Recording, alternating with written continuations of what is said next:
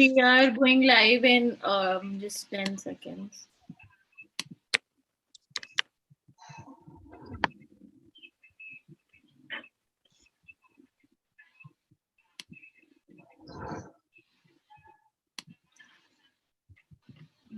Okay. Will you be going? Will you be going live on Facebook also? Yes, so we are live on YouTube, not Facebook. We are live on YouTube, and now we are live. So. Over to you, Munish. Yeah.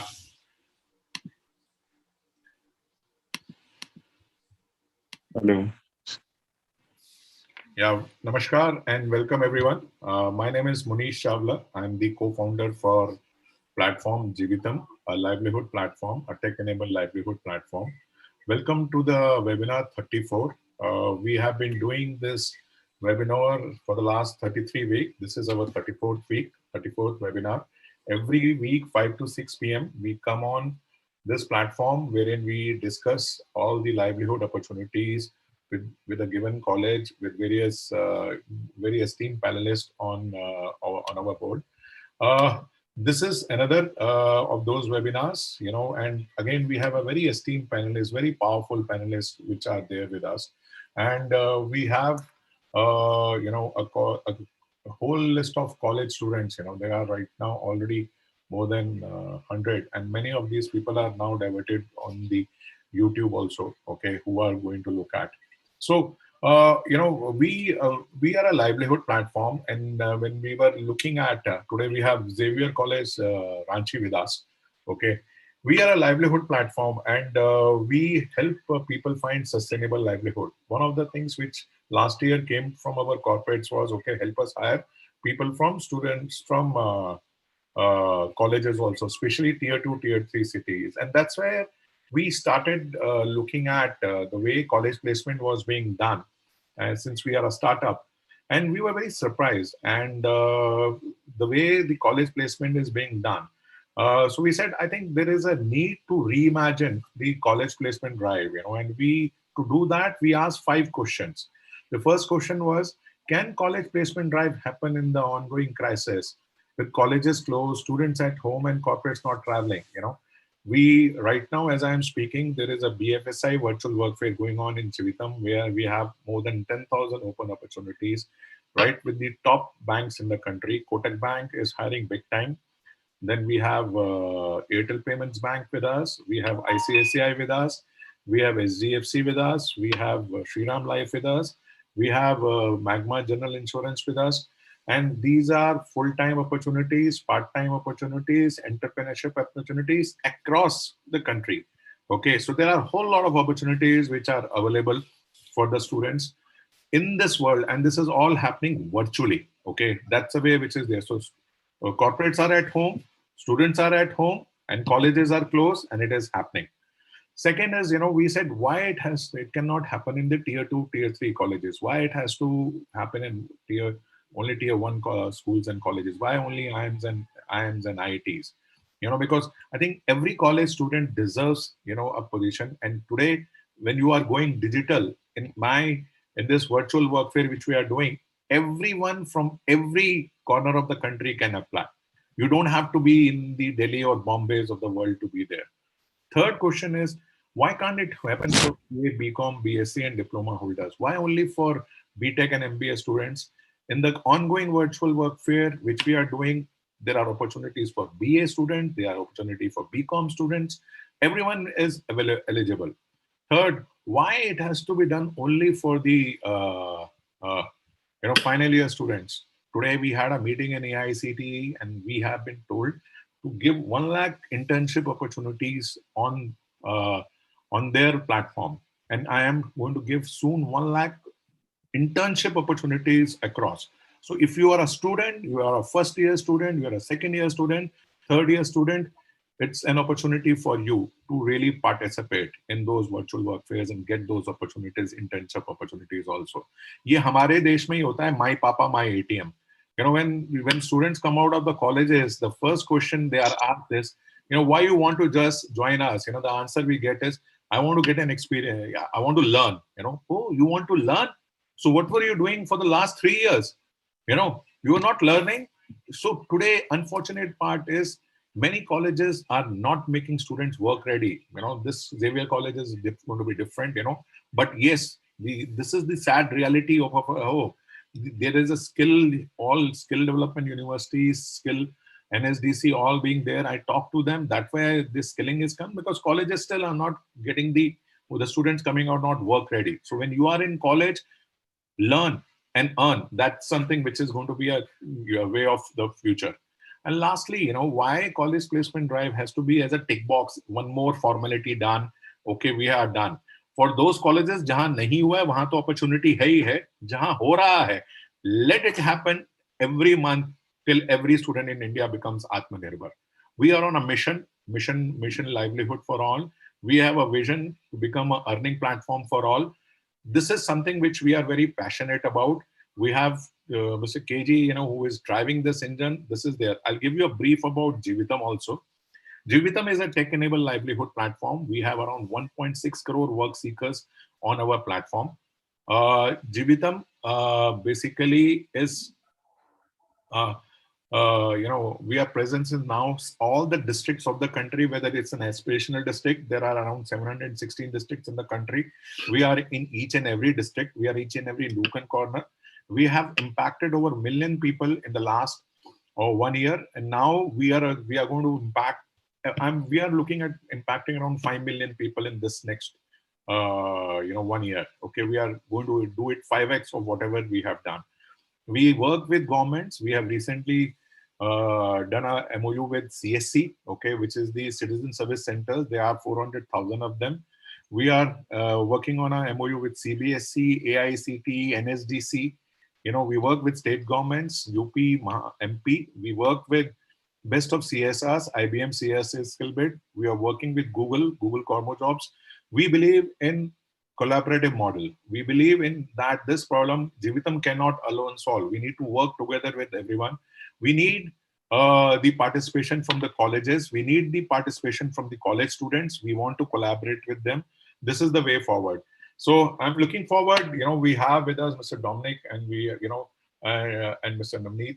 I think we all are looking for very encouraging discussion. Thanks to the, to all the students from Xavier College, Ranchi, and also from the faculty there for being part of this initiative. Over to you, KG. Thank you.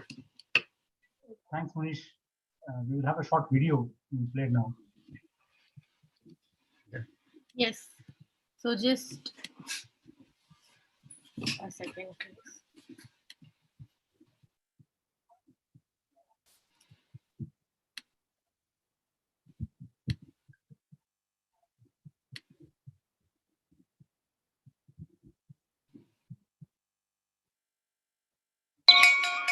School की line में लगे एक आंख बंद किए इधर उधर ताकते, इसका मतलब शायद मालूम ही नहीं था।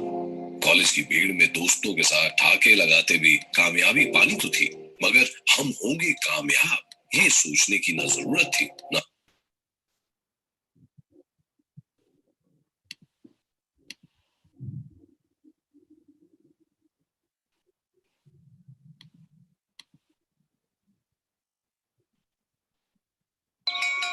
स्कूल की लाइन में लगे एक आंख बंद किए इधर उधर ताकते, इसका मतलब शायद मालूम ही नहीं था। कॉलेज की भीड़ में दोस्तों के साथ ठाके लगाते भी कामयाबी पानी तो थी, मगर हम होंगे कामयाब ये सोचने की न जरूरत थी न मौका।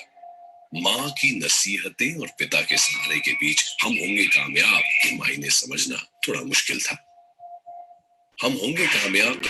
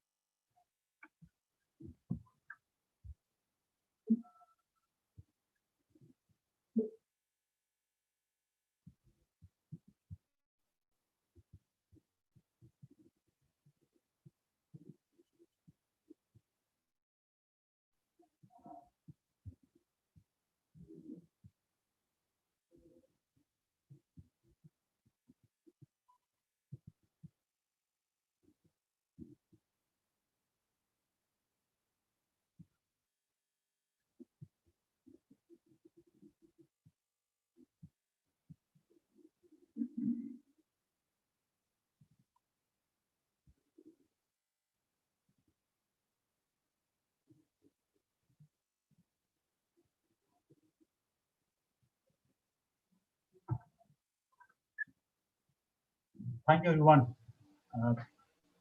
Welcome to the 34th webinar of Jeevitam. And it gives me immense pleasure to invite two powerful speakers whose almost 3 decades career each is going to help students at Xavier College, Ranchi, and others who are watching this live on YouTube to get to understand answers to questions which is always in the mind but never asked. And they will help us to answer these questions. So let me first start by introducing Dominic Costabile, who is director at HTI and also the founder of Collaborate. He has been an entrepreneur since the 5th standard. So I think the actual need to give jobs must have been the priority for him in his life right from childhood.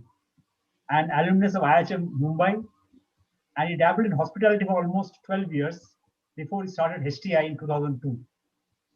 Now, Dominic, beyond being a master of his job, also has taken upon himself to train people, and it is beyond the shores of this nation. He's a columnist for various hospitality trade publications, and the list can go on.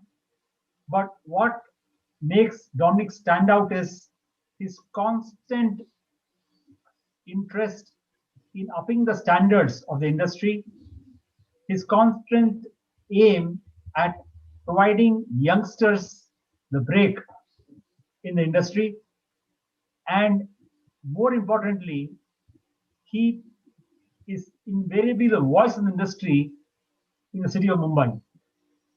The current pandemic is impacting his business tremendously, yet he never takes no for an answer and is constantly looking out for ways to overcome the current crisis. He is married to Andrea Costabile, who is the editor of Savvy Premier Women's Magazine, and has 2 children, Storm and Tsunami, and their names reflect, I believe, what's happening in the current world today.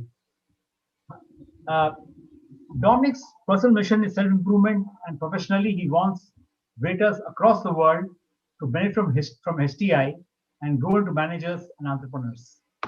Welcome, Dominic. Thank you for being a speaker on our platform and willing to help students find answers to questions they always had in the mind. Thank you. Thanks, Mohan.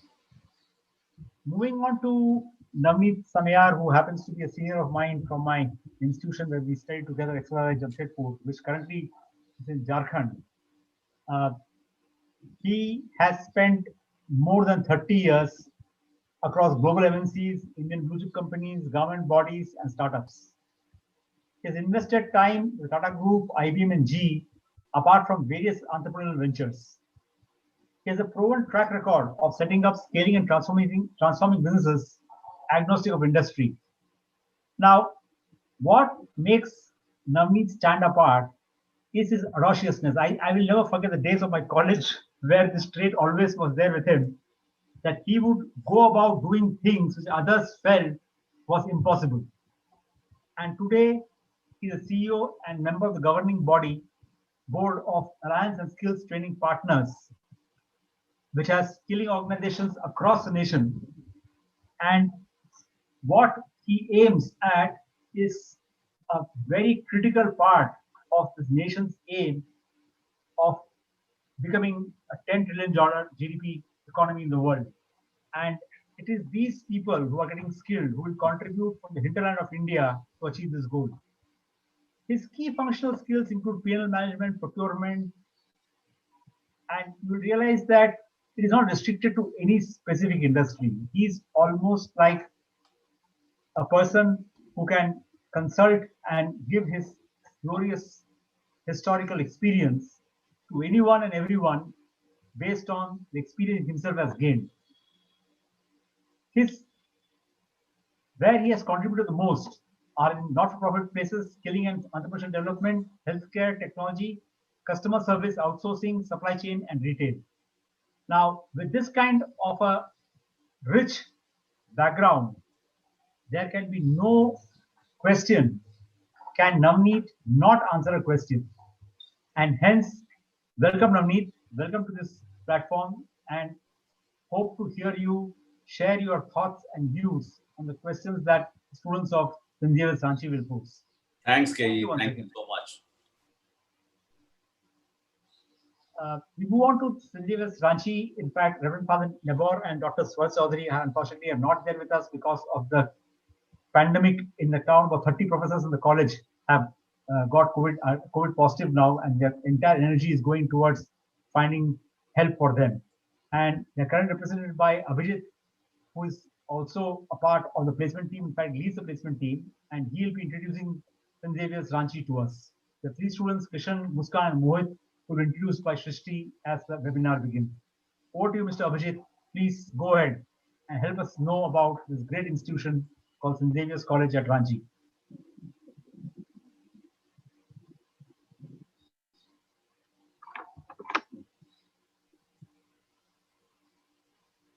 Hello. Yes, we can hear you. We just need to see you Yes. also. You'll switch on the video. Yes.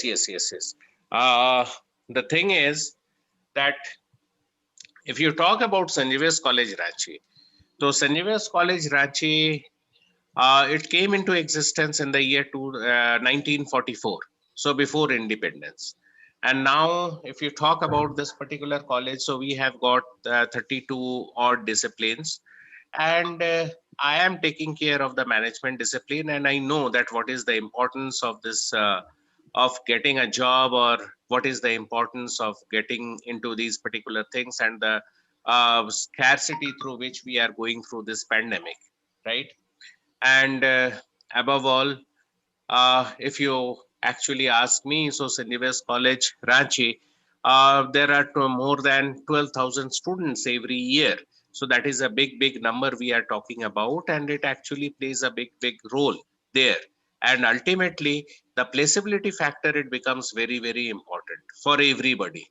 And that is why we are really thankful to Jivitam that you people are organizing these particular things for us, and you are actually making our students aware that what is accepted, what the industry is actually looking forward from them, and how they should actually shape up themselves. And that is the most important thing what we are actually looking forward to you, and especially in this particular pandemic situation, this actually plays a very important role. Thank you. Thanks a lot, Mr. Abhijit. We'll interact with you more as the days go by, as we head towards placement at your own college. Over to you, Srishti. Yes. Okay, so welcome everyone, and this is a student-led webinar. So without further ado, let's go ahead with our student panelist number one, who is Kishan Kumar Agarwal. He is a BSc IT 6th semester student. He hails from the coal capital of India, Dhanbad. And his father works in Hindustan Malleable Forgings Limited as a purchase supervisor, and his mother is a homemaker. His hobbies are reading books, playing cricket, writing poems, and traveling. His ambition is to create a positive impact in the world by making informed decisions. Him is that he can survive on a diet of pizza. So this is just a small slide we've created about Kishan to just make it more interesting. Let's move on to the question that he has for our esteemed speaker, Dominic sir. So Kishan, I would request you to please ask your question. Yeah, good evening, everyone. So Dominic sir, you mentioned on your LinkedIn profile that we must enjoy the uncertainty and the unpredictable nature of this pandemic. So can you give us the tips and the steps how we should do this at this tough time? Okay, so basically when I said volatility and uncertainty, actually it's an acronym for VUCA, which is volatility, uncertainty, complexity, and ambiguity. So there are two more adjectives thrown in, and complexity, right? The way to insulate yourself against this, rather than giving you steps, I would give you 5 zones that you have to work in. That is your physical, your mental, your emotional, your fiscal, and your spiritual. So physically, you have to be constantly stay fit. You imagine you're taking a ship out to sea. Anytime the ship could sink. It's the Titanic also, right? It sunk. So you have to be physically fit. Now a lot of people Yes, allow sir. themselves to go. I've got diabetes, I've got stress, I've got other things. Then you're not going to be fit for the VUCA environment, because there are the ups and downs. For example, with the pandemic has proved. So that's physical, where I would say constantly and regularly exercise. Mentally, now you've studied, you finished your course, and you start working. You think I'm done with books? No, you cannot. You have to constantly keep upgrading your knowledge, talking to people, studying, not just WhatsApp university. Go online, look out for sites, question answers, answer questions, blah blah blah. So stay mentally alert and agile. Emotionally, the one word I would like to use is resilience. You are going to fall. No matter who you are going to fall. Resilience is where you bounce back. The faster you bounce back, the lesser you stay on the ground, the better it is. And then I'll come to spiritual and finally to fiscal. Spiritually, you should realize that whatever is happening at any point of time in your life is the best. There's nothing better that could have happened. That's the only way you can face it, where I call it embracing the situation, not accepting. Accepting is a lower level. Embracing is, wow, thank God it happened. So if you can say, thank God this pandemic happened. Now people, say like, how can you say, thank God the pandemic happened, lives are lost, etc. Okay, don't say thank God the pandemic happened. Will the pandemic go away? No. So you learn to celebrate everything that happens and say that it is for a purpose or reason that it has come into your life. You embrace it. That's spiritually. Finally, I'll talk about fiscally. All this, what we do, whether physically, mentally, emotionally, whatever we do, we seem to aim it towards our fiscal stability, thinking that financially, if we are stable, it is going to help us. That's a myth. Financial is a side, what would I call it? A side effect of the whole journey that you are on.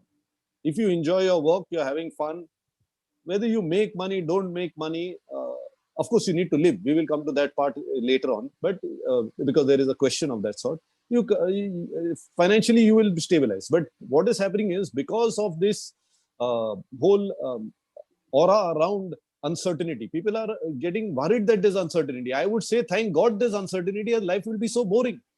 Thank God there's volatility, other life would be so boring. Why do people go surfing? Because there are waves, there are big waves, there are small waves, they have to keep adapting. Why do people go for adventure sports? Because there is a certain uncertainty. They learn to enjoy that. In our careers, let's learn to enjoy the uncertainty, the volatility, the complexity, and the ambiguity. Over to you. Absolutely. If you would like to, Thank you, if sir. you would like to add something or cross question me. Kishan, please switch on your video.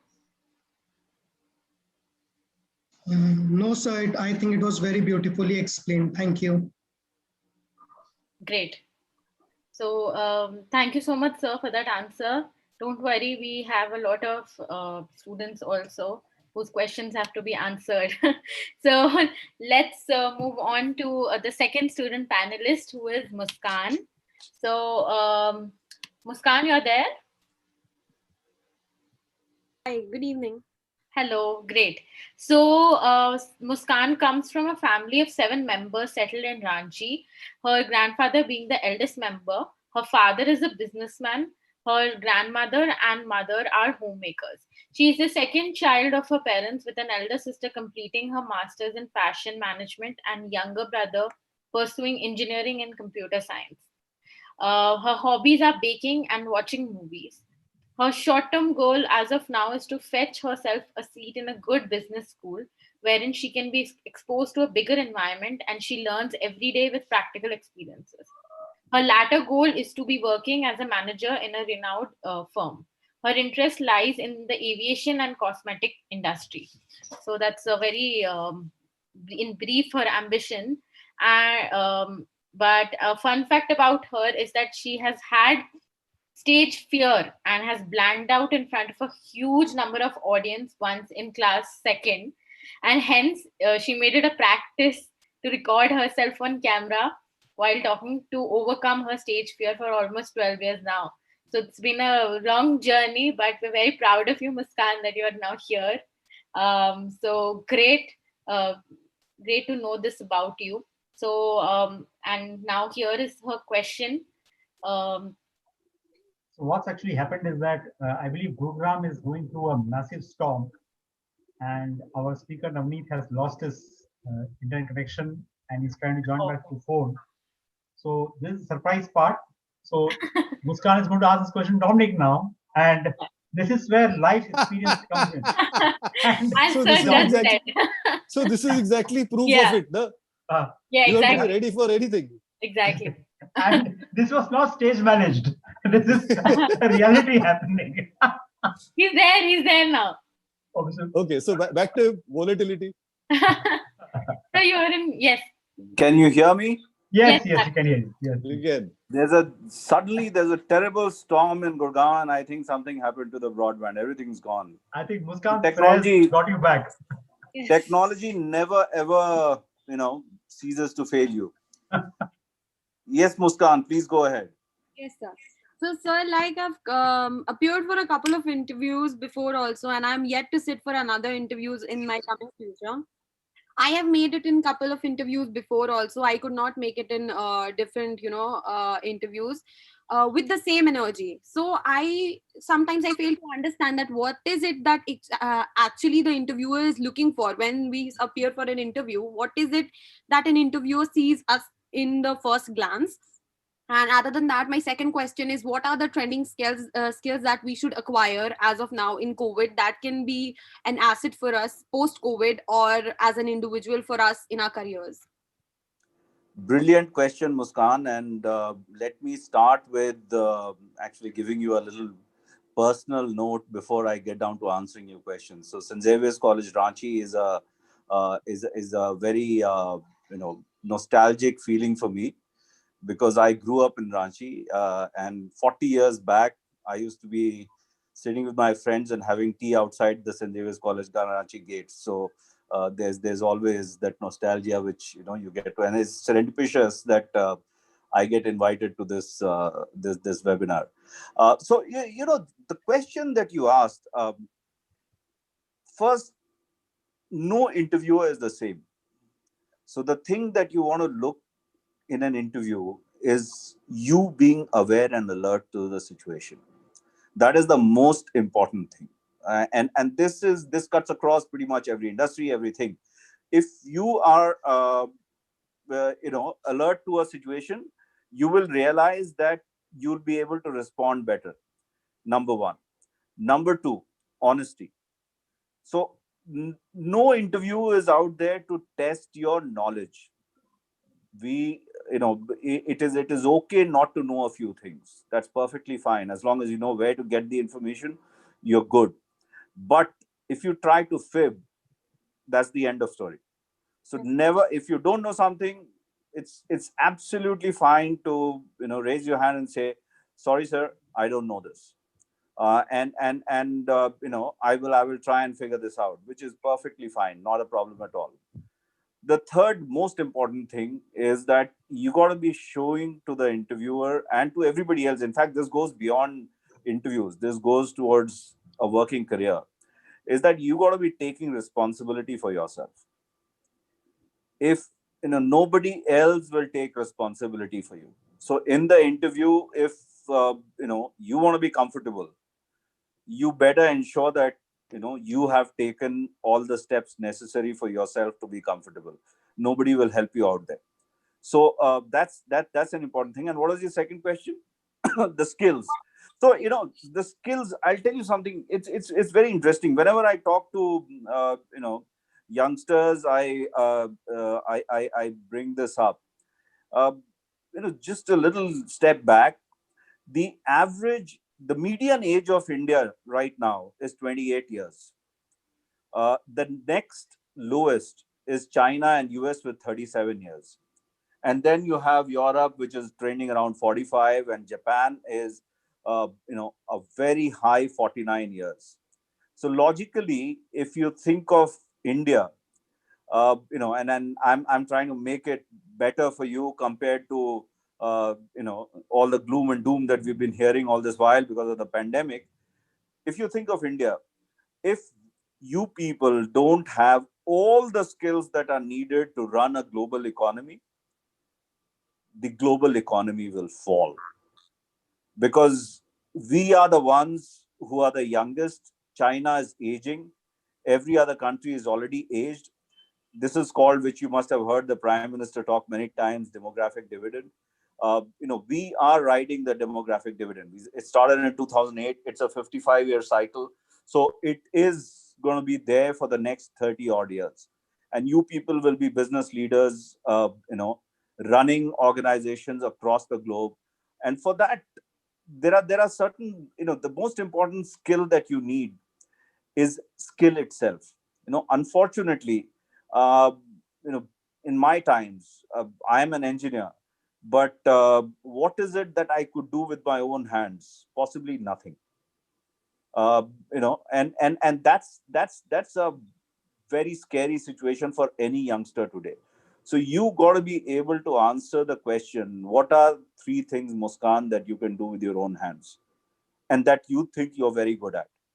Whatever that be, doesn't matter. There's some of the emerging skills, of course, things like AI and ML will, obviously, these are the buzzwords. They will be working, they'll be, top of the scheme. But I would go to the extent of saying that even plumbing is a great skill to have, as long as you're very good at it.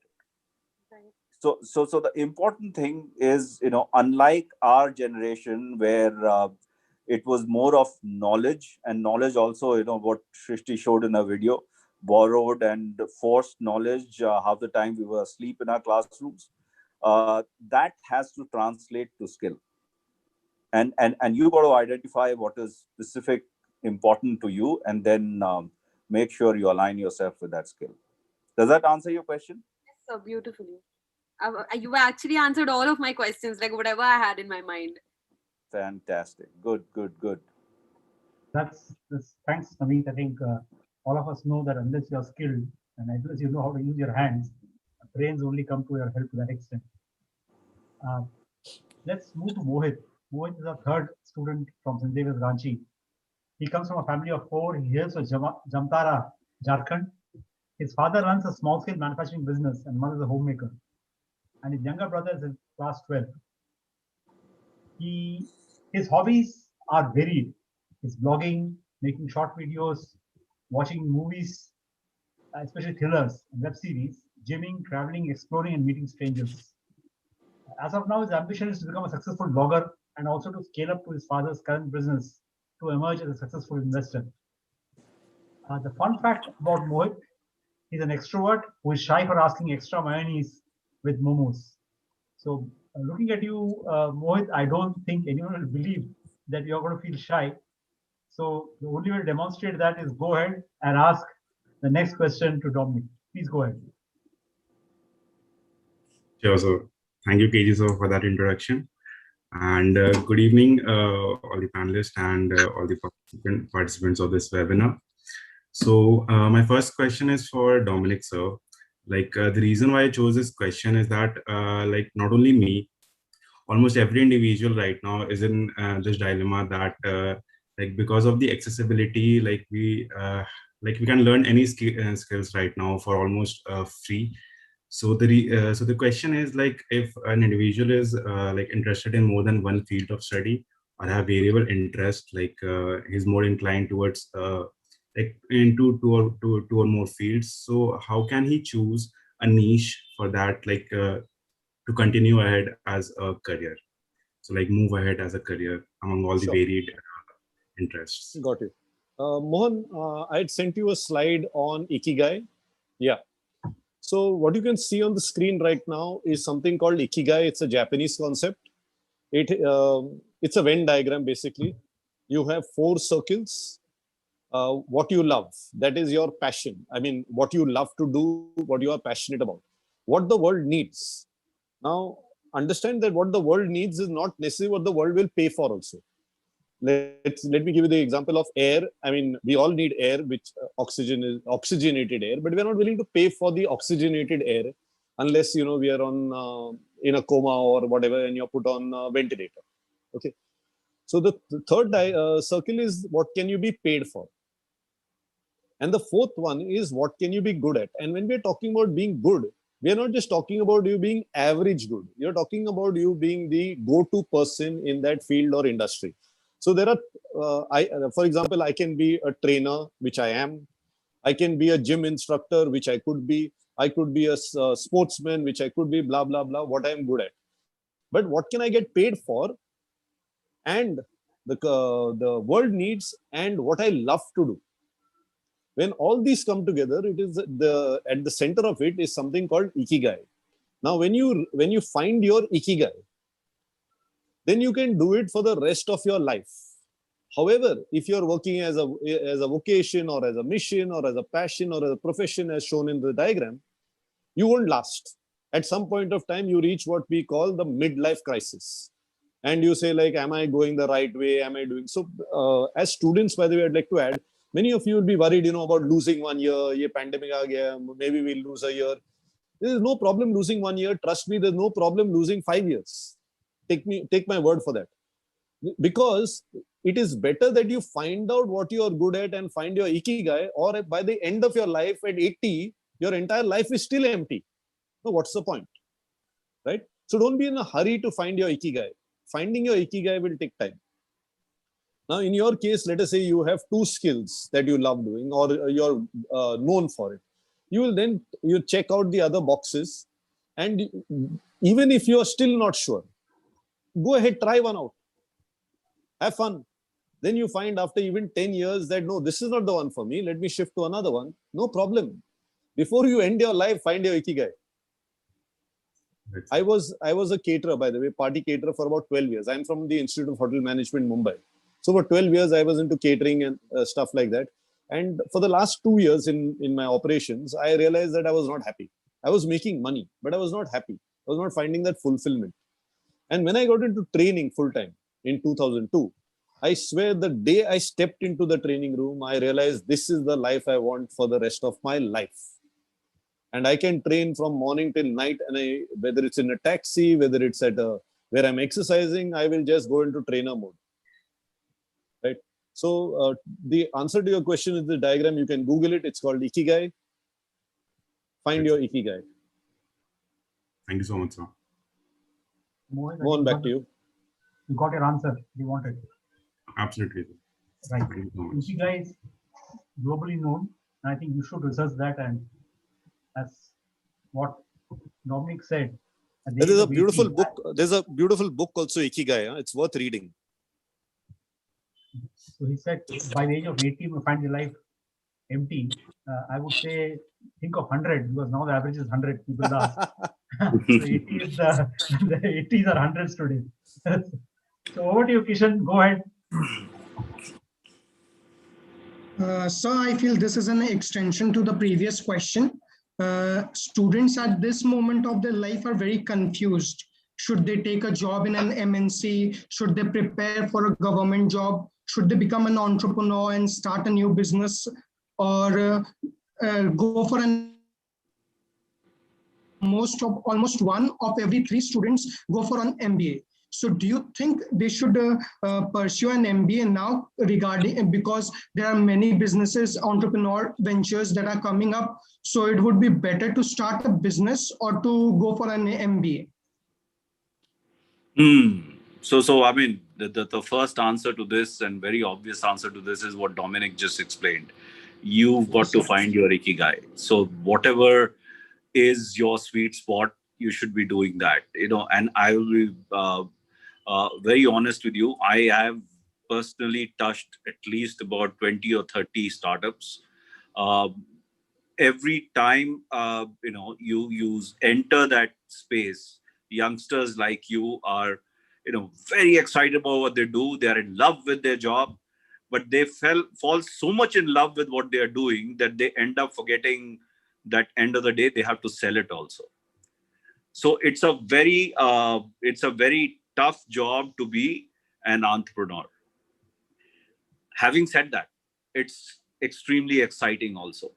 So if you have an idea which you think you are passionate about, which you think the market is willing to accept, which you think is saleable, uh, just go for it, because it is probably one of the most exciting things you can do. Having said that, not everybody has it. And for every, one Flipkart, there are 1,000 Flipkarts that have failed. So you've got to have the passion, the energy, the sustainability, the risk-taking capability, and most importantly, the patience to hang in there. So that's as far as being an entrepreneur or startup is concerned. I mean, unless of course you're inheriting a business, then it's a different story. But even there, you've got to be on the ball all the time, because you need to be able to sustain that business and grow that business. Uh, Government job, I don't know why you're going for the government job. If you're going for a government job because quote unquote it's secure, then you're taking a wrong decision, because you never go to a government job for security. You're not you're never going to get security in life if you're insecure. So step one, even before you start looking for any job, is make sure security is a word that you've taken out of your mind. You're not looking for security. Your only security is your capability, nothing else. And if you are interested in public service, if you're interested in doing work for the larger masses, if you're interested in doing, work at a national level, if money is not your only driver, then probably government job is a great opportunity to be in. It is as long as you enjoy being in service of people.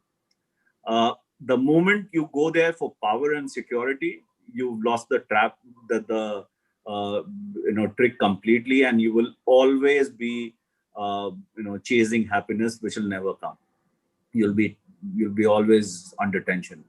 The next thing is MNCs. I mean, yeah, of course, if your aptitude, if your ikigai fits into MNCs, why not do that? Again, with MNCs, it is a very clear thing. I've worked with a few MNCs. I can tell you one very clear thing is every day is a new day. I used to work in GE, and this is very important for all of you people. I mean, my son is 27. I keep telling him this too. At GE, our then chairman, Mr. Jack Welch, who's a very famous management man. I used to worship him literally in my younger days. Jack said something very profound, and it stuck with me till today. And it's true for MNC. It's becoming true for everything that you do in life. He said, yesterday's newspaper is good enough to wrap today's fish. That's all. So if you cannot rest on your laurels, every day is a new day. Every day is a new challenge. Every day is a new opportunity. And you've got to go out and fight it out. My only, last line on what kind of job to look for is, as long as, especially for people like you, who are young, from, you must be what, 24, 25, 23? 22, sir. 22. 21, 22. तो अभी 22 से लेकर 40 तक बस एक चीज ध्यान में रखो मेरे हिसाब से, and that is, whenever you go to work, are you learning something new? Every day has to be a learning.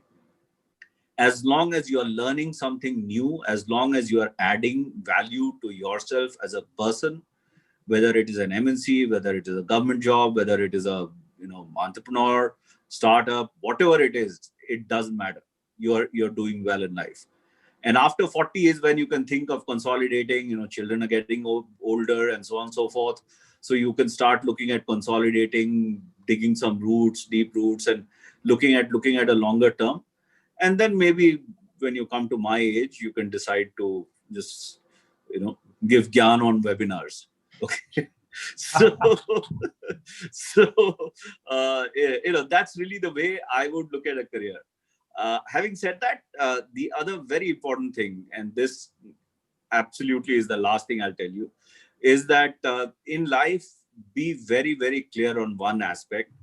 You can dig a lot of water wells, So, you go 100 feet down the ground. I know Ranchi probably even lower than that, and you'll hit water. But if you want to dig an oil well, you have to dig deep and you have to keep digging. So you've got to hang in there. And that hanging in there will happen only if you learn. So dig deep, dig oil wells in life, never run away from life by, just digging one water well and saying, I struck water, let me move to the next well. And then let me move to the next well. And you keep doing that, you keep running in life, you never learn anything, you never end up, achieving happiness. And to me, the biggest goal is happiness. At the end of the day, everything boils down to this simple thing. When you're 57, you'll realize it all boils down to this. So dig deep wells, make sure you're not resting on your laurels, keep learning every day. And as long as you're doing that, any profession is fine. Yes, sir. Thank you, sir. Makes sense. Perfectly makes sense, right, Kishan? Yes, sir. So as we keep moving to understand various facets of life, I think Mohit, over to you.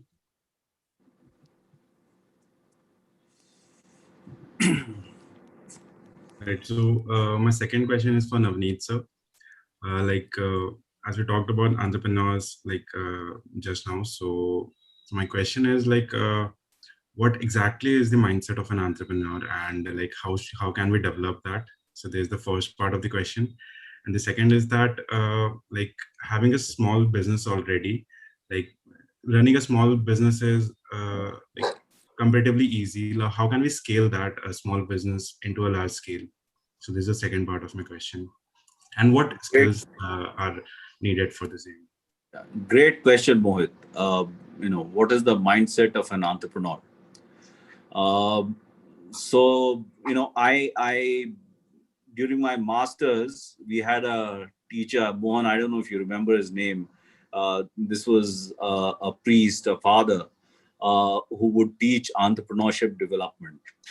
And his famous quote to us in the first class was, in my experience, a matric fail has a greater chance of becoming an entrepreneur than a matric pass. And the reason for that is very simple. As you keep going up, you keep looking for more and more security, and you become less and less, you become more and more risk averse. So one very important thing for being an entrepreneur is to be patient and to be able to handle challenges of business. When I started my first business, I was 29, and before that I was working for the Tatas. I never knew that, never ever figured out how does the salary come on the first day of the month. It used to just come, and I didn't know why, how it came. And when I started my own business, come 23rd, 24th, when I have to pay my employees, we had close to about 150 people working in that organization. When I had to pay my employees, I used to have sleepless nights because every day I will look at my bank accounts, my customer receivables, and make sure I have enough to pay the salary. And then cash flows and cash became very, very important. So one of the important things for being an entrepreneur is, of course, risk-taking ability, and the other is a very, very keen eye on cash. Many of the startup entrepreneurs today are failing because they think they can splurge on borrowed cash, and it's not sustainable.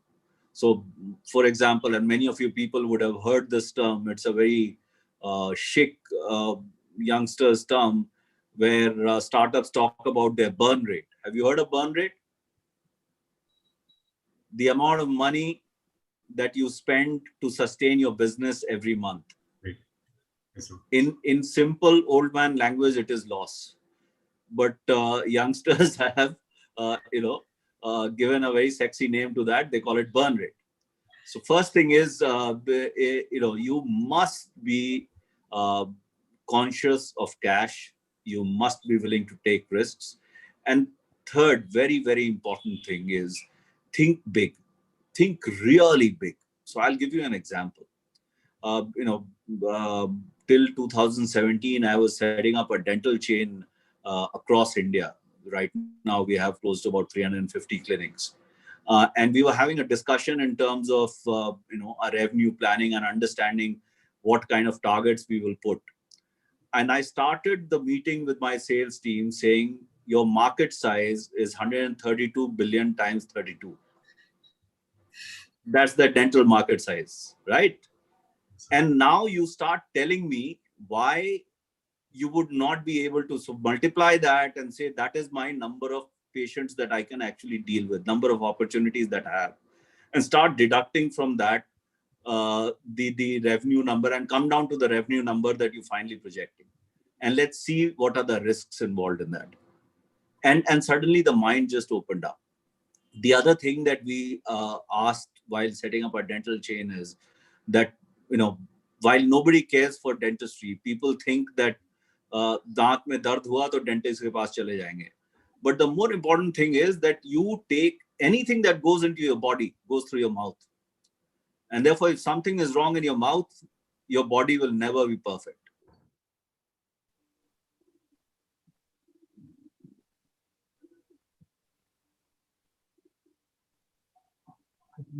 Navneet's internet connection is giving a problem. So he will come back, I'm sure. VUCA. What I suggest is that you have another answer. Navneet, you're back. Navneet, rewind a bit.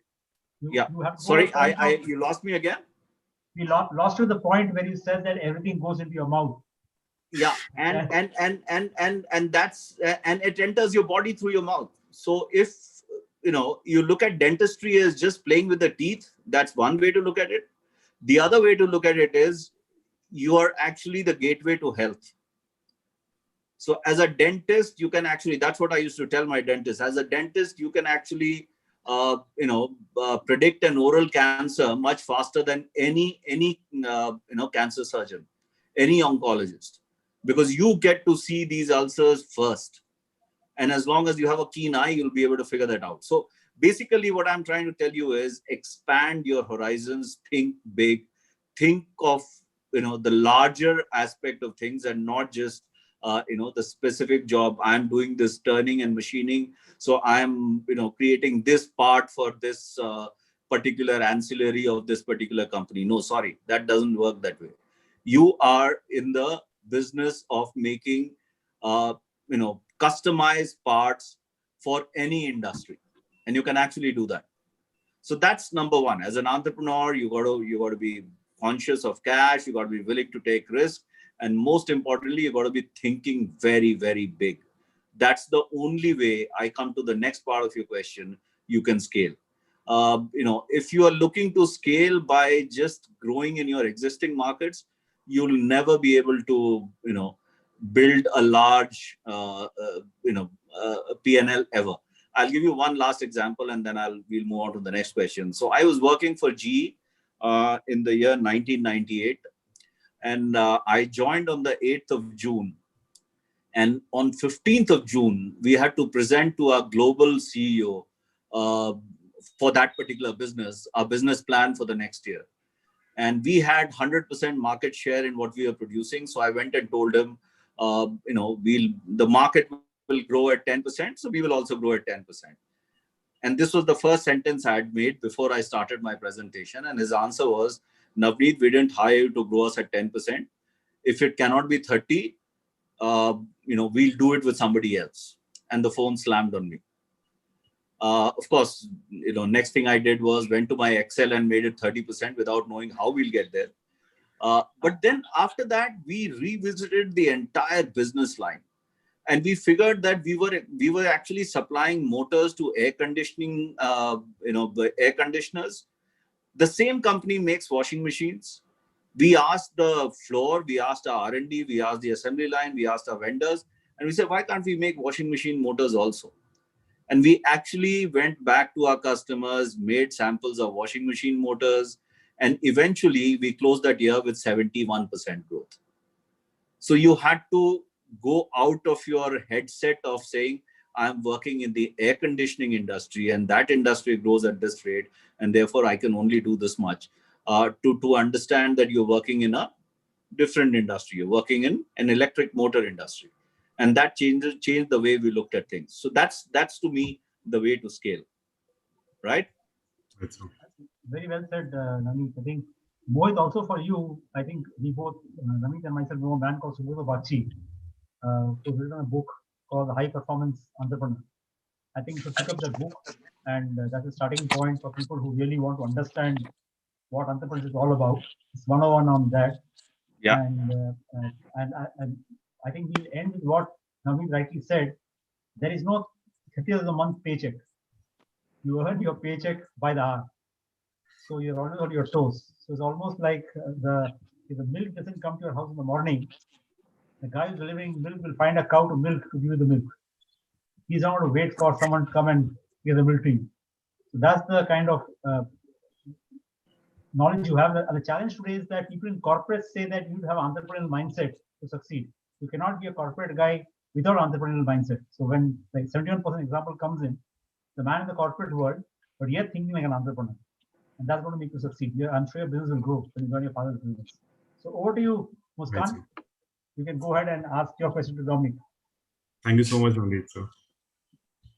So there are people who are full of potential, but then, you know, they are very underconfident. Say, for example, if I will give you an example of my childhood when I was a kid, even if I knew an answer for a question, I would not raise my hand because I was ashamed of, you know, I would be embarrassed if I made a wrong answer.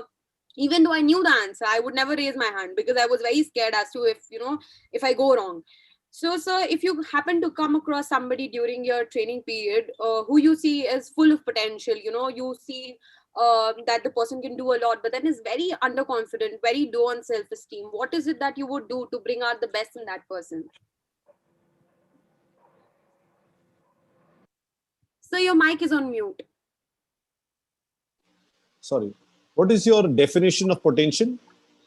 The potential, as in, you know, if I am working towards a field, I see that I will be able to do it. I have the particular set of skills that is needed to, you know, go forward in that direction in a beautiful manner, without much emphasis. You know, I have that particular skill sets that is required to do that particular job. So you're on mute. Okay, sorry, I don't know why I'm keep going on mute. Anyway, I've asked Mohan to share a slide which is now on your screen. So your potential is, your performance is equal to your potential when you are as a high performance individual, minus the interferences that take place. Okay, now what is the interferences that you could have? There are two types of interferences. One is your own internal inhibitions, your attitudinal or behavioral issues, and the other is the external. It could be your company, it could be your team, it could be the government, it could be the pandemic. These are the external interferences. So a quick question to you, what can you do about the external interferences? Sir, the things that are not in my control, there's nothing that I can do, but then Exactly. to me that I can change the things that I can for myself. Correct. So for the sake of the discussion, we'll just say the pandemic, can you control it? No. Can you change the government? No, sir. Can you change some policies of your company as a junior? No, sir. Right. So the external interferences are to be kept aside. Now you're left with your performance minus your own interferences. Right. Your whatever you can do and your interferences. Now this is where the upgrades happen. So you identify what are the interferences. That means you are the biggest roadblock in your own performance. Now, how to get over them? Now, here it's critical to point out that you are taking the onus or the responsibility. You are not saying because the government is this way, I can't do anything. Because the pandemic is there, I can't do anything. The minute you are looking outward, you're never going to get anywhere. And that person has no potential left. It's all over. But the minute the person looks internally, for example, I heard you, you had stage fright and you overcame it, right? So you have identified a weakness within you, or I won't call it a weakness, but an inhibitor. And you say, let me get over this. So that's how a person would need to work, where they will look within and find out how to go about it. Now, where do I come into it? Like you've asked, what will I do? I can't do anything because that person is now outside me. But if the person comes to me and says, sir, I need help on this task or that task, then I could help. You could also motivate them, but I won't get into that part right now. Person comes to me and says, this is the issue. So we start first with awareness. Awareness is the starting point of change. So you are aware that these are my critical issues. If you are not aware, when you come to me, I will help you become aware of it. After that comes the methodology to remove that. So you could do a Google, you could talk to a coach, you could identify it yourself, what should be done. And now comes the application and the most difficult part, which is the word discipline. So everybody, let's take weight loss. Everybody says, okay, I want to lose weight, or I want to get in shape, or blah, blah, blah. How to get in shape? It's not rocket science. Eat well, exercise well. It's not rocket science. But do you have the discipline to implement that? Okay. So coming back to your question, is unleashing the potential within you is within your hands of identifying the interferences, overcoming them, and then becoming better.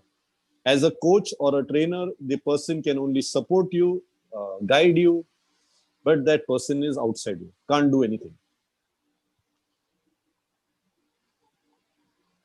Back to you, Mushkan. Yes, sir. My question is answered. Back to you, Mohan. Great. Muskan, I'll come back to the same point in terms of class 2 to where you are. You raise your hand now in class, or you stop raising hand even now? I raise my hands even if I'm not sure of the answer now. Even if I 20% or 30%, I would be able to make the right answer. I will still raise my hand. Great. I just tell you that Navneet will tell you that when you go to post-graduation, there are some marks given for class participation. So at least for that sake, you raise your hand. Over to you, Kishan. Yeah, sir. So India has already seen a rise of 10 unicorns in 2021. And according to you, sir, what has been the most significant change that has led to such development? Is it the change in mindset or due to the government policies? There's been no change, Kishan. India always had the potential. So a country of 1.3 billion people, as long as you're doing anything which is impacting this lot of people, you have an opportunity to grow. You have an opportunity to make it big. There is no question about it. Why, while we keep celebrating 10 unicorns, let me guarantee to you, there'll be at least 10,000 which also had the potential to become unicorns but did not. And the reason, I'll take you back to the previous answer I was discussing, where the promoter has to have risk-taking ability, has to have the patience to hang in there, has to be very, very conscious of cash. Many promoters, all these guys that couple of this 10 unicorns which happened last week are people from, our Mine and KG's Institute. And I know those people personally. They are amazing people in terms of just the way they look at their markets and they look at their, bank accounts. So number 3 that's why I said markets. Number 3 is your markets, your consumer. All these guys who have succeeded because they were not wedded to their product. If I were to look at all I must have touched at least about 500 to 600 startups in my career. 95% of them failed, and all of them failed for one reason. And the reason was that the promoter was so much in love with the product that he lost sight of the consumer. So as long as you are doing everything you're doing with your consumer in mind, your bank is never dry, and you have the patience and the passion to keep going, you will become a unicorn. Because India has enough and more markets that the biggest challenge for anybody is to have a reach, have a market. with our population and with the middle class growing, with economic improvements which are bound to happen in spite of the government, not because of the government, in my personal view, but whatever it is bound to happen. Uh, the only limiting factor is you yourself, like Dominic said earlier. At the end of the day, your potential will be limited by your internal interference. External interference you can take care of. Yes, sir. Thank you, sir. Great. So last two questions, people accepted. We'll extend the webinar about 15 minutes to answer the questions. So we have two more questions coming up. Mohit, over to you for the second last question. Right. So my third and last question is for Dominic, sir.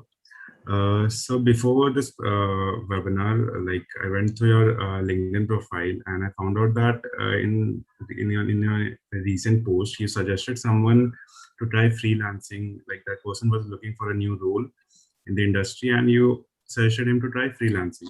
So, like, what was the reason that even today you are suggesting someone to try freelance? And is it a stable career now, or and like someone can move ahead with freelancing as a stable career option? Okay. So I'm going to keep you live right now, Mohit, because you'll have to answer me. What is your idea of stability?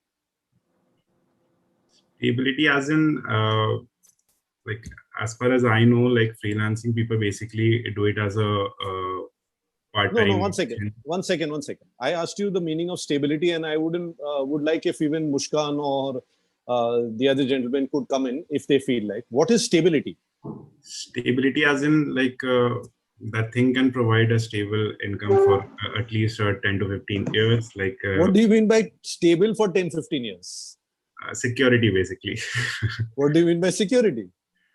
So basically feeding your family and your people near and dear ones and keeping them happy. And Done. Got it. Which job will provide that? So someone has put in financially free. Okay, which job will provide this stability that you are discussing? So basically, we have this idea that freelancing is... One second. We'll come to freelancing. I'm saying which job will provide you the stability you want and the financial freedom you are claiming. Even the audience, government jobs, Shweta says. Okay, I like this. So let me open your eyes. We just spoke about VUCA. What is VUCA? Volatility, uncertainty, complexity, and ambiguity. Look it up. Now, what this means is, let me put it this way: you're starting your career. So let me look at it as if you're getting into a ship and going out to sea. The only time your ship is going to be safe is if you keep it on the dry docks. The minute you put it in the water and you go out to sea, you are in danger. You say government jobs. I'm not sure you're aware that government has stopped hiring. In most cases, they are outsourcing. You get a job even in the military forces and you are stable. Why? They can't take you out. But they can't take you out until you continue to agree with the system, with the people up ahead of you, and you say, Haji, Haji, Haji. Is that stability or is that death? If I'm a police officer and I need to arrest somebody and I'm not being allowed to do it by my senior, is that not death while I'm alive? So get an understanding between stability and stupidity. Now let's talk about the environment. Okay, so I'm going to give you a very nice, interesting story. You're born a tiger. All of you in the panel, you're born a tiger. Would you rather be born in a zoo, a jungle, or the circus? Where would you rather live? The jungle. Zoo? Sorry? Jungle, sir. Jungle. Anyone in the audience wants to choose the zoo or the circus? Now let me tell you, the question you asked me about stability will be given to you in the zoo. You'll get your meals on time, you'll get your medical benefits, you'll be protected from other wild animals that are caged with you, and if they try to attack you, they will separate you. You will get your mate. If you're lucky, they find a mate, you get to mate, and then they separate you. That is stability. Every morning the zoo opens at a particular time and shuts at a particular time. And on that zoo cage is a disgusting sign that says, don't tease the animals. Why is it disgusting? Because even in the jungle, even a monkey you won't mess with. Forget a tiger. Now, let me tell you what is the circus of today's career, and people want it. People are either choosing a zoo, government job, or a stable job where nobody will harass me and I'll get my medical benefit, I get my leave, zoo shuts at this time, overtime. Then the circus. The circus is your performance-linked companies. Hit the target, take the prize. Don't hit the target, don't take the prize. And people love that. Oh, it's performance-based. What are they making you do? They're putting you in a circus. When you jump through a ring, they're giving you a fish or a meat piece. It's called a treat. You don't jump through the ring, you don't get the treat. You want to be in the circus, you want to be in the zoo. Which one you want? Jungle. No, you still want the jungle. Now, what is the jungle? The jungle is where every day you go out there and prove yourself. You can't tell the deer, listen, you all know I can hunt. Please come here and drop dead one at a time. Every day I need one. You can't tell the deers, listen, I've got now 2 kids. I need 2 deers to drop dead in front of me. You can't tell the deer can't go and complain to the jungle safari or that we don't have claws, we don't have teeth. These tigers are coming and eating us up. No, you got legs, run. You can't run, get eaten. If you want stability, live like the animals in the jungle with one difference. I'll come to that difference. You have to hone your skills every day. Go out and prove yourself every day. Every day. Don't sit on your butt thing, I've done this, I've done that. Right? Now, what is the zoo? What is the zoo of careers? Zoo of careers is, like I told you, this permanent job, this government job. What is the circus of careers? These performance-linked companies. What is the gig? Freelance. What is the gig of freelance economy? Is the jungle. You go out there and you prove yourself. If the tiger doesn't get a deer, there are no deers available. The tiger will go after the elephant.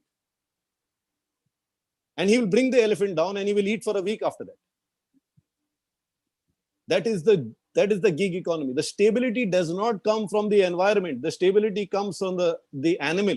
The animal with the instincts of survival, of proving itself on a daily basis, with one difference. And that one difference is adaptability.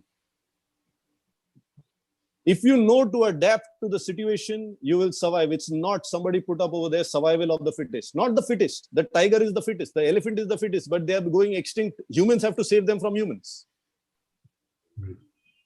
It is that killer instinct with adaptability. So when you go out there and, like I said, you see there are no deers available and you're a tiger, you go after maybe the hare.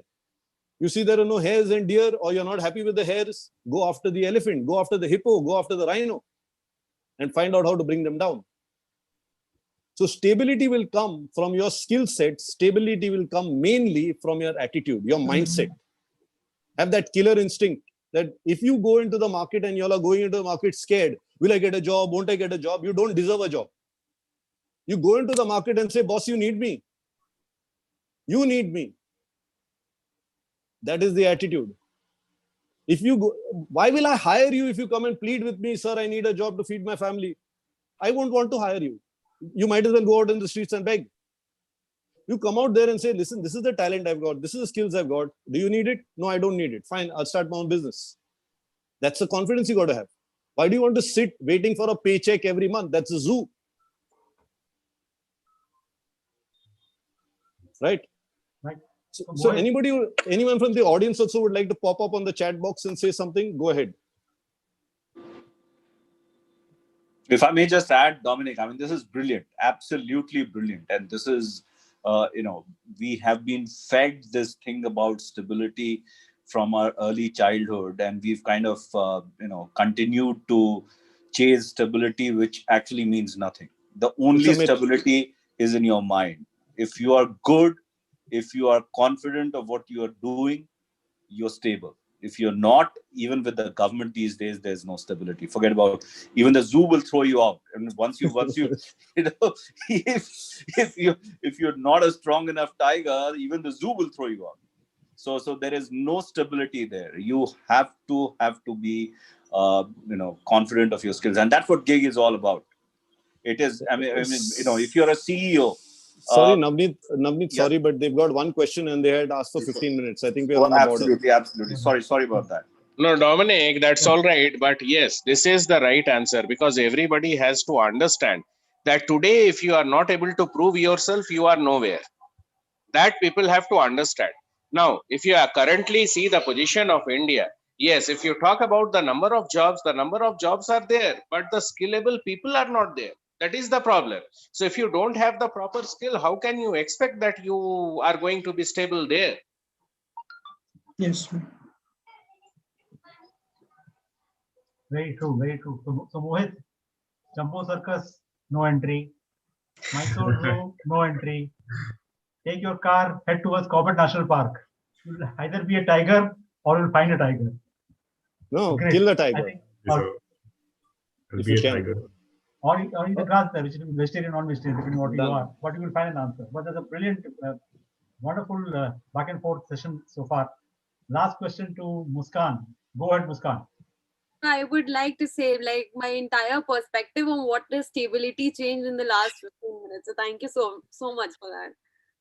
So my last question would be, so sometimes what happens is in a group, the team leader, the interest of the team leader and the interest of the entire team, collapses. So in that case, do you think that the team leader should always listen to what the interest of the group is like, or when it comes to the benefit of the entire team, should they, isolate themselves and do whatever is right, even if that means offending the team members? Okay, so I'm going to throw it back to you for a second. What do you think should be done? So I am pretty confused. See, if it is for the betterment of the entire team, I would like to still go ahead with it, even if it disappoints my team members. That is what I would like to do. But then, in the long run, I would need the support of my team members back, right? If they revolt, Right.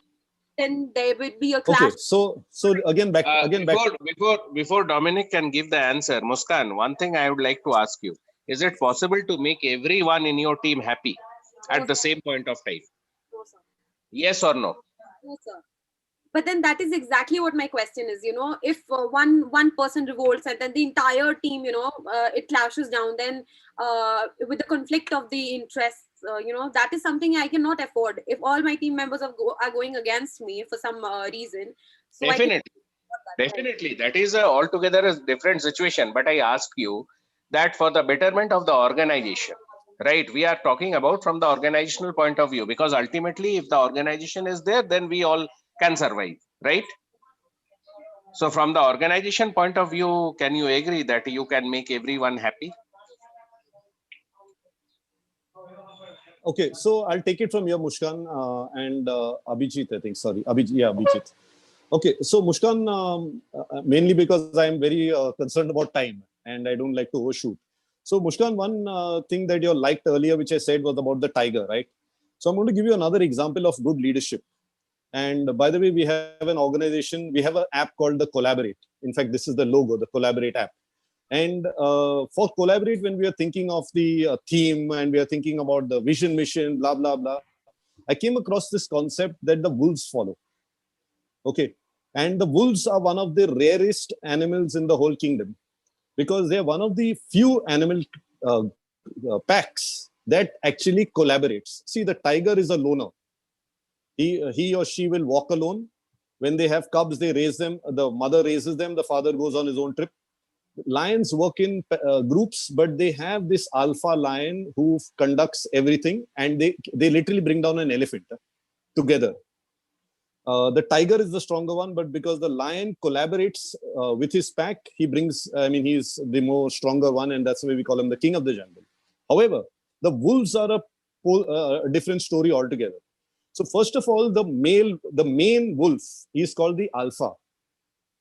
And he does not fight to become the alpha. He does not prove he is the strongest. He just stands there and argues, very interestingly, with the next contender to prove he is stronger. They just argue. They don't bite each other or kill each other. And finally, one relents and says, okay, boy, you're in charge. So now this becomes the alpha. The alpha is not the fastest, not necessarily the best. He's probably, overall the best. But he's not necessarily the best hunter. Now they have the beta, okay, below the alpha, the person who's training to be the alpha. He or she is now the second in command and actually advises the alpha, tells them, what should be done, advice council. Below the alpha and the beta are what are called the deltas. Now, among the deltas, they have got job descriptions. So there is the one group of them that are the hunters. That means they are the ones who can actually bring down the prey. and they will lead the attack, not the alpha. So the delta hunters lead the attack mainly, and the alpha will join them. The beta will join them. When it comes to being the guards of the sentinels, the warning, they have a separate delta group that is the warns the pack. They are the ones who got the good ears. They stay up all night. They warn the pack of danger, not the alpha. The sentinels lead them there. They have the scouts. These are guys who go running out looking for food and water and come back and tell them, hey, there's food there or there's water there. And the pack then follows it. They have the caretakers. These are the ones that look after the wolves that are injured.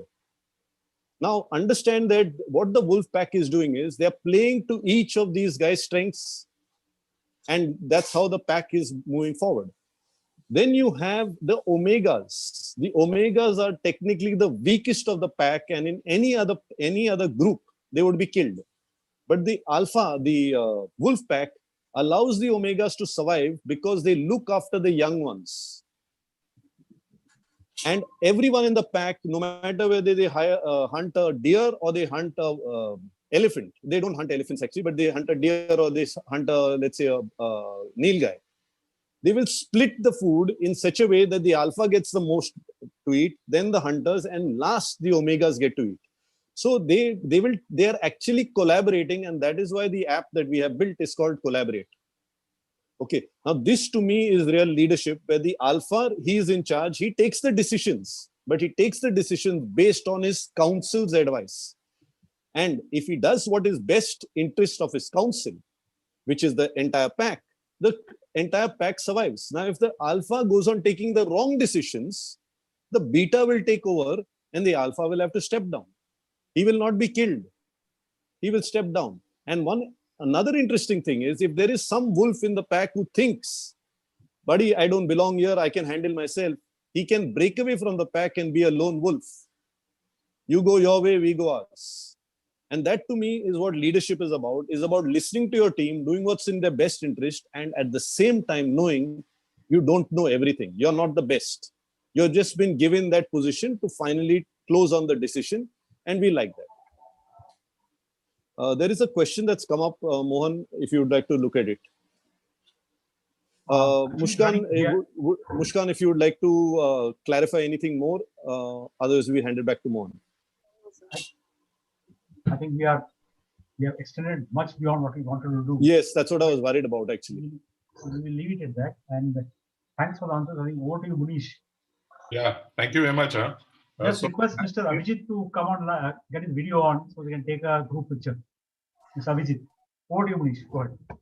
You know, so still I see around more than 80 people still there. Okay, and we have a capacity of 100. So so much time gone by, but still there, which is all a very indication of the interest with everyone is saying.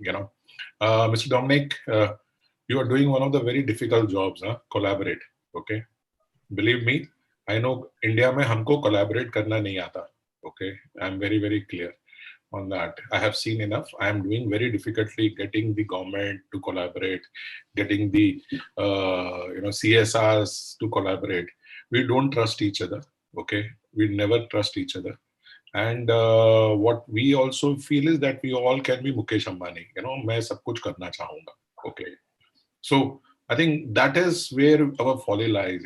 And what is happening is somewhere we need to understand where the things are moving, the interest of everyone along with over there. And yes, I am good in skilling. Let me focus only on skilling. Okay, I was speaking with the NSDC team.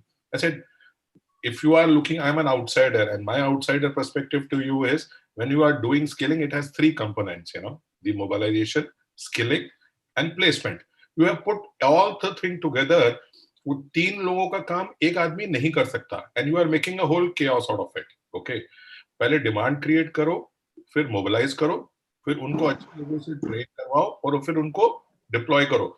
Placement करना भी एक अपने आप में बहुत बड़ा काम है. Okay, which is not easy. Matching those, आपने वो कर लिया, उसके बाद इंटरेस्ट चला गया, वो सब चीजें.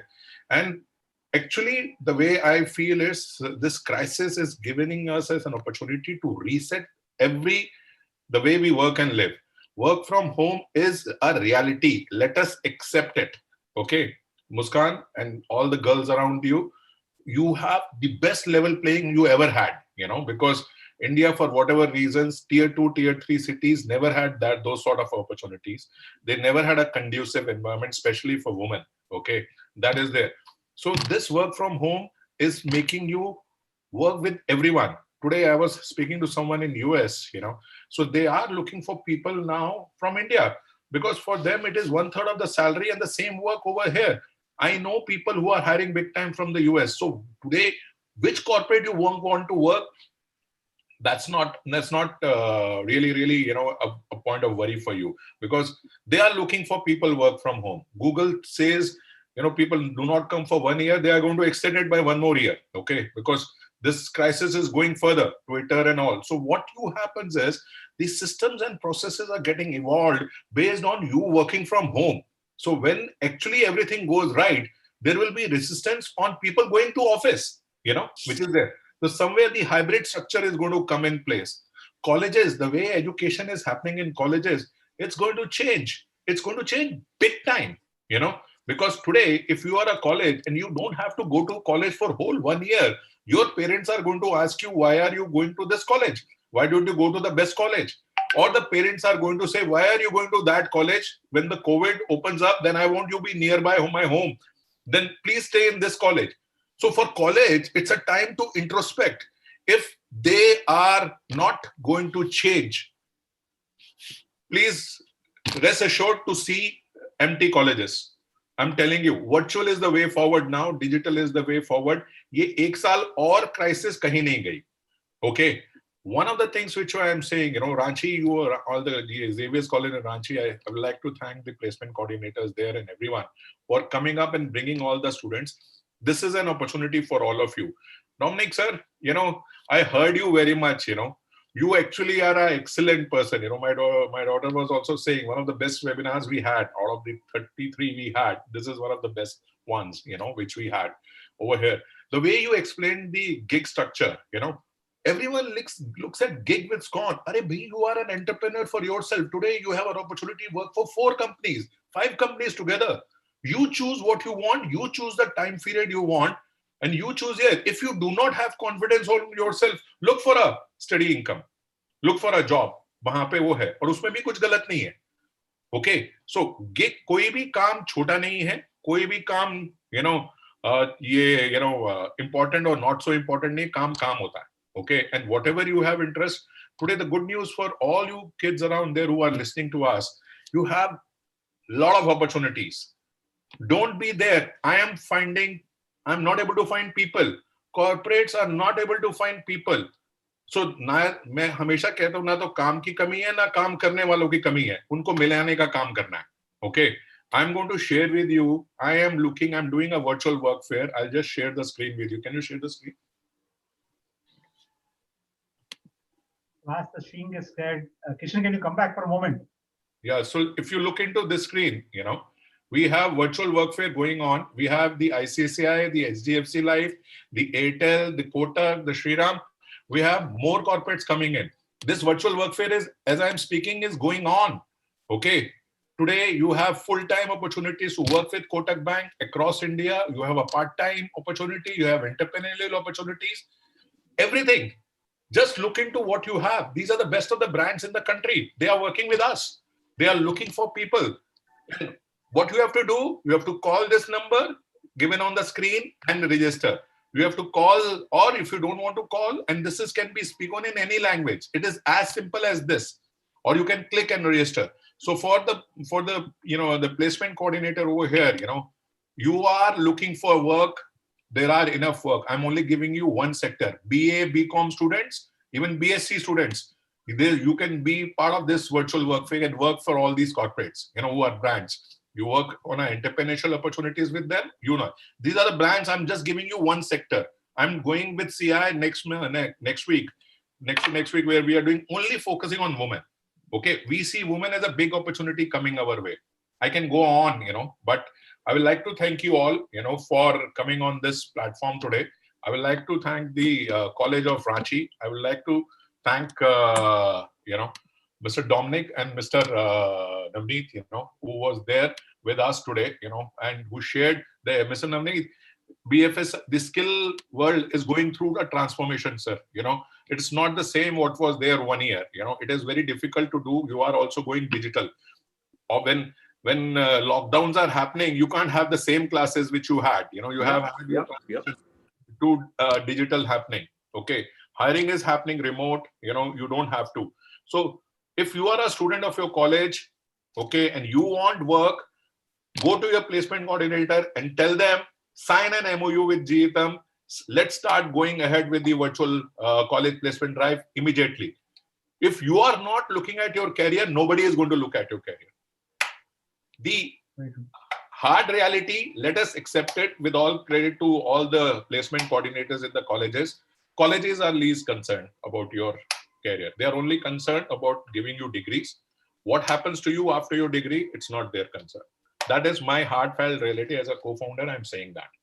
Okay, I have gone to 900 university chancellors and knocked their door, say, I am ready to give you work opportunities. They are colleges. I have done 34 webinars. Okay, and every time I go to a college and say, I want, and they say yes, and Navneet sir, nobody comes back. They are back to their own original self. KG is there. He keeps pleading them, keeps requesting them. Nobody actually comes back. So colleges are only focused on running their, BA, BCom courses. They are only running in admissions. They are only failed, I think, because they are struggling there big time. It is not their fault. Okay. Today in this crisis, managing a college and managing aspiration is different. So if you are looking for work, you have to be on your own. That's a hard reality. And if you work together, GETM is there behind you. We will do a work placement drive in your college and get the things moving out. Today I'm a little bitter because I saw, a lot of these things happening. We work with the AICT now. We are going to get an MOU signed with the AICT also, wherein at least with that and make a KRA.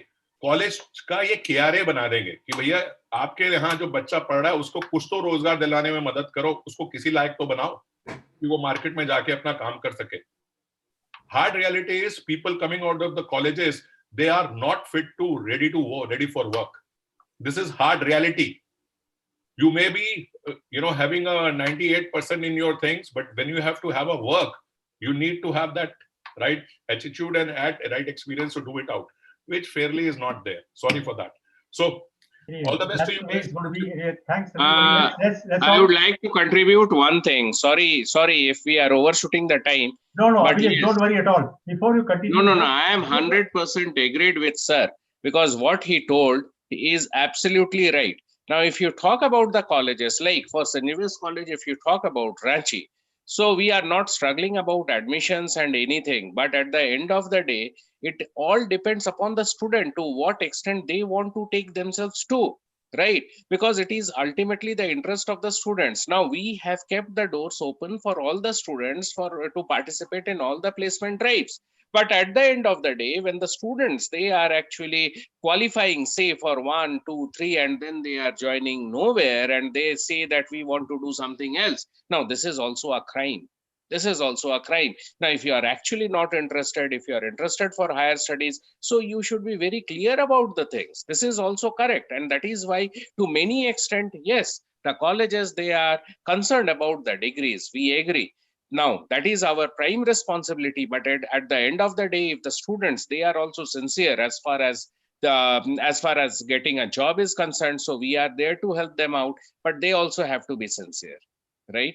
Yes, Abhijit, I totally agree with you. I think it all boils down to the students in this thing. We have. Yes, 100%, sir. I agreed with you. You can be an enabler at the best. You can take them there. If they are and they feel they are much more thing. See, 1 year down the line, जब घर पे बैठे होगे और कुछ नहीं कर पा रहे होगे, that's the time the reality will hit you. Okay? Yes. These students, they also come back to us, sir. Kuch to ab dila do. Now, these are those particular students who have got the opportunities, they have not gone for them. And now down the year, 1 year or 2 year down the line, now they are struggling. They are struggling to get a career. That is the problem. Now, the problem is probably जिसको हम लोग कहते हैं ना sir कि घर पे बैठ के मिल जाए तो शायद उसका वैल्यू कुछ कम होता है. So ghar ki bor ki dal barabar. So the thing is like that. So the students, they also have to learn about the hardcore facts through which we are going now. See, my We papa, also my ATM is also a challenge, na, sir. My papa, my ATM is there. When they have a yes, ATM, 100%. you are ready to, take care of them. If they were in US, they would have to go, no other choice but to go outside McDonald's and work. Today, my dad does not allow me to work in McDonald's because he said, how much money you need and I'll give it to you. Okay. So, right, Very sir. true. Very Very true. true. Sir, you are I right. think what we should do now, Munish, is Close. not close. Listen to this last statement of mine. Both of you have said very well, Abhijit and Munish. Once upon a time, you used to say that you can take a horse to the water, but not make it drink. Make it drink, right, sir. But today, the horse, when it goes to the water, says, forget about water, I want Pepsi. So till this cycle ends, and we understand that start first drinking what is in front of you and become Atmanirbhar, life will not become rosy for you. So let's end this with a smile on everybody's face. We're going to take a picture. So a smile, bright smile. 1, 2, 3. Thank you. And for the students, just want to tell them, the students just want to tell you all, no matter what the old fogies say, by the way, anybody above 40 is old fogey. I'm 18 years old. But anyway, no matter what the old fogies say, you are the answer to the world's problems. Absolutely. Absolutely. You guys, always the youth lead. And when we were younger, or when they were younger, because I'm 18 years old, when they were younger, they led us. Now you are younger, we lead. God bless, keep rocking. Absolutely. All the best, everybody. Yes, sir. Thank you so much, sir. Thank you very much. Thanks, Navneet. Thanks, Dominic. Thank you. Thank you so much, sir. Wonderful session. Thank you. Bye-bye. Thank you, sir.